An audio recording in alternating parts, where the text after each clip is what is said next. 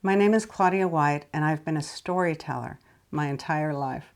I started out as a very small child when we'd go on these long car trips, and I'd use the passing landscape to tell myself stories based on what I saw. It was like watching movies for me. When I was in school, my favorite thing in the whole world was creative writing, and I liked writing myths and fables. But I really didn't start writing until my kids were in school. I had wanted to be a writer, but I always thought that was for someone else, somebody special, maybe somebody born into a family of writers. But when I decided to write, I sat down and realized how hard it was and disciplined myself to just do it. Just sit down and write and ignore everything else. I get my ideas from a very active imagination. I've been a daydreamer my entire life. So asking the question, what if, has always been great for my coming up with ideas. For the first book, Aesop's Secret, I kind of asked, what if all the mythological beings that we've read about, the minotaurs and swan princesses, what if they were real? What if they were real people?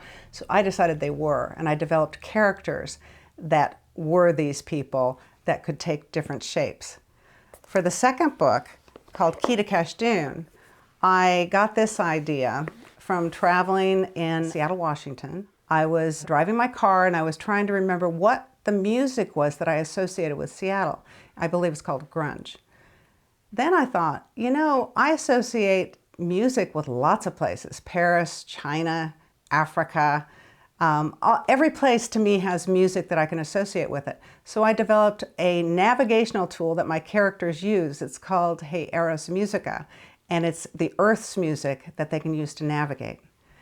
And for my third book, which is called Surveillance Window, I got an idea after I went to an art show. It was called The Earth from Above.